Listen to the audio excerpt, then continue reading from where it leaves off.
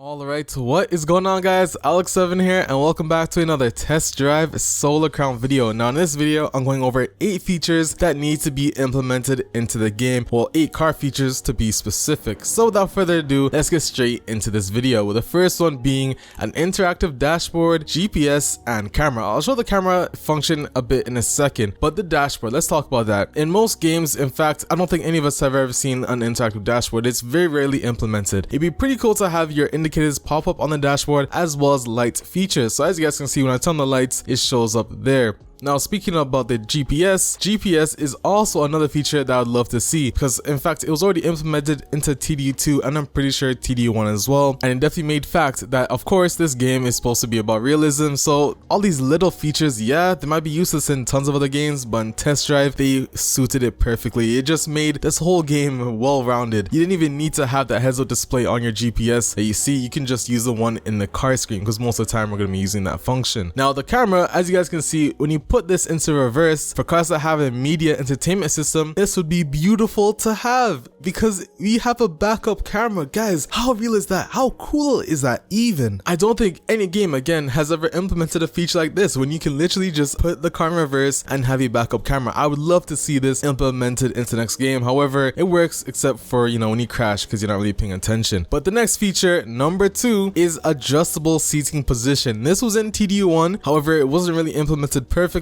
but it was not even a thing in TDU2. So hopefully they can add this back for TDU3, or Test Drive Unlimited Solar Crown. Now this would be perfect for all of those gearheads that only want to drive in the first person view. It'd also be pretty cool if they could implement the ability to remove your steering wheel for people that say want to use the Logitech G29 steering wheel and they just want to have the view without the actual wheel obstructing the way. It just kind of adds to the realism. But just like every other car, interactive dashboard, brake lights, I would love to see this implemented into the next Test Drive game, and hopefully they have the function where you can really have full control over where the camera is in the cockpit position. But let's go on to feature number 3, and that is interactive shifting. Oh wait, hey, we're in the same car? Yeah, well I guess so. So interactive shifting would be beautiful to see in the next Test Drive game. Again, not that many games have this feature, and it's crazy to say why don't they have this feature. Even in Forza Horizon 4, your character does not actually move the gear shift. I've looked at it plenty of times. For manual vehicles, the shifter does not move, and it is pretty realistic because first gear is in the position that is further away from you, and you put it back into second is going to be closer to you. So they really did take the time thinking about this, and I cannot wait, and I really do hope that they implement this into the next game, because how cool is it when you're really driving and shifting? That just, like, look at this, that's realism, and I hope they add it. But on to feature number 4,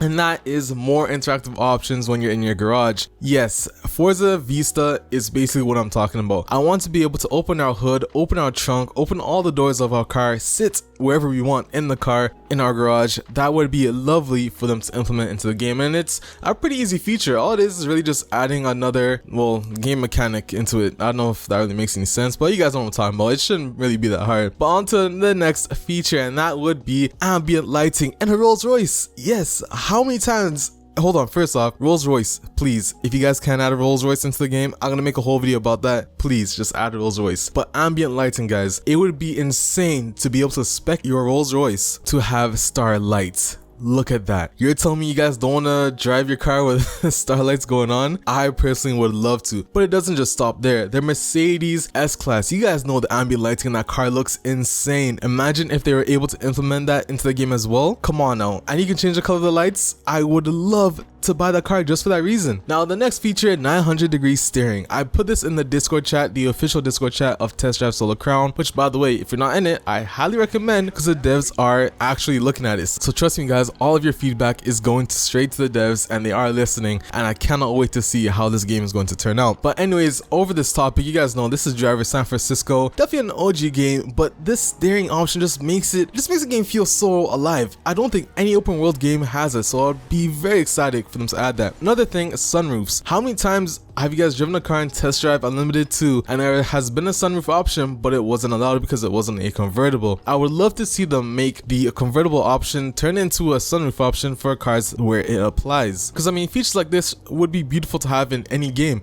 and in fact in Test Drive Unlimited 3 specifically, because that's what TDU was really about, the limited feel. But a bonus round, flashers, and engine start and stop. Come on, you guys thought to forget about that? that? Of course not. But that's all I have to say for this video, guys. If you have any other features, comment down below what you guys would love to see in the next test drive game. I'm sure the devs are reading my YouTube videos and looking at my posts. But other than that, guys, if you did enjoy this video, leave a like down below and subscribe for more TDUSC content. You already know what it is. I'm Alex7 and I'm out. Peace.